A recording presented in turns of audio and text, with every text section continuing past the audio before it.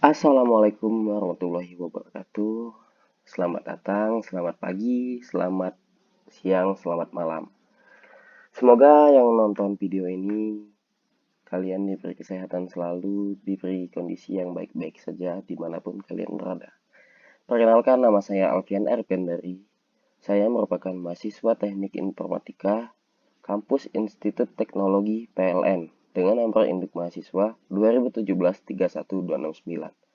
Nah, di sini saya akan menjelaskan metode SAW atau Simple Additive Weighting dari mata kuliah Sistem Pendukung Keputusan kelas A. Nah, untuk mempersingkat waktu, mari kita langsung saja ke pembahasan.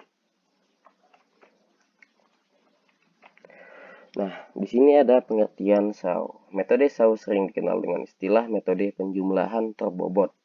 Konsep dasar metode SAW adalah mencari penjumlahan terbobot dari rating kinerja pada setiap alternatif pada semua atribut. Metode SAW dapat membantu dalam pengambilan keputusan suatu kasus. Akan tetapi, perhitungan dengan menggunakan metode SAW ini hanya yang menghasilkan nilai terbesar yang akan terpilih sebagai alternatif yang terbaik.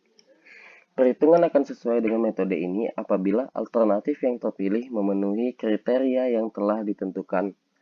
Metode SAW ini lebih efisien karena waktu yang dibutuhkan dalam perhitungannya lebih singkat. Nah, selanjutnya itu ada tahapan SAW. Yang pertama, menentukan kriteria yang akan dijadikan acuan dalam pengambilan keputusan atau C1. Yang kedua, menentukan rating kecocokan setiap alternatif pada setiap kriteria. Ketiga, membuat matriks keputusan berdasarkan kriteria yang kemudian melakukan normalisasi matriks berdasarkan persamaan dan disesuaikan dengan jenis atribut sehingga diperoleh matriks ternormalisasi. Dan yang keempat, hasil akhir diperoleh dari proses perankingan yang penjumlahan dari perkalian matriks ternormalisasi R dengan vektor bobot sehingga diperoleh nilai terbesar yang akan dipilih nantinya sebagai alternatif terbaik. Nah, selanjutnya kita langsung saja ke contoh supaya lebih singkat lagi, supaya lebih cepat lagi pahamnya. Nah, suatu institusi perguruan tinggi akan memilih seorang karyawan untuk dipromosikan sebagai kepala unit sistem informasi. Di sini ada 4 kriteria yang digunakan untuk melakukan penilaian, yaitu C1 dengan tes pengetahuan wawasan, C2 praktek instalasi jaringan, C3 tes kepribadian, dan keempat tes pengetahuan agama. Nah, di sini pengambilan keputusan memberikan bobot untuk setiap kriteria. Nah, di sini ada C1 itu 35%, C2 25%, C3 25%, dan C4 15%. Nah, jadi pas nih 100% semuanya. Di sini terdapat 6 orang karyawan yang akan menjadi kandidat untuk dipromosikan, yaitu ada V1 Intra, V2 Roni, V3 Putri, V4 Dani, V5 Ratna, V6 Mira. Nah, V1, V2, V4 sampai 6 ini itu sebagai kode aja biar nanti kita enak gitu, nggak kepanjangan. Selanjutnya ini merupakan nilai-nilai setiap karyawan. Sini ada kriteria C1, C2 sampai 4. Ini ada nilai-nilainya, nilai-nilai dari setiap karyawan. Nah, selanjutnya kita normalisasikan dengan mengambil nilai rata-rata setiap karyawan. Dan di sini sudah terdapat nilai-nilainya. Oke. Selanjutnya kita kelompokkan lagi dari nilai-nilai yang sudah dihasilkan tadi. Hasilnya itu ini bisa kita lihat.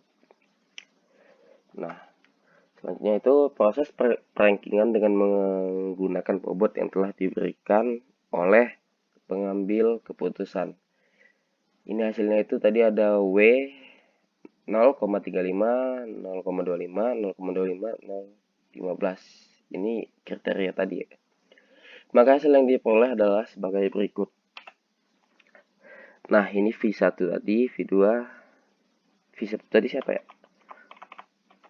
V1 tadi Indra, Roni, dan seterusnya. Ini hasil nilai-nilai dari mereka tadi. V1, V2, V1 dengan nilai 0,796, V2 dengan nilai 0, nilai akhir 0,770, V3 dengan nilai akhir 0,900, V4 dengan nilai akhir 0909, V5 dengan nilai akhir 0939, V6 0784. Dan sesuai dengan pengertian metode SAW, dia mencari menseleksi nilai yang paling tinggi. Maka bisa dilihat sini nilai paling tinggi itu ada V5, maka dia akan terpilih nantinya sebagai kepala. Nah, maka hasil dari SAW ini dapat dilihat dari hasil peringkat, maka V5 Ratna adalah kandidat terbaik sesuai perhitungan dengan metode SAW. Oke, cukup sekian penjelasan metode SAW dari saya. Apabila banyak kekurangan, saya mohon maaf. Apabila videonya kurang jelas, saya mohon maaf juga karena saya juga masih belajar di sini. Cukup sekian dari saya. Terima kasih. Assalamualaikum warahmatullahi wabarakatuh.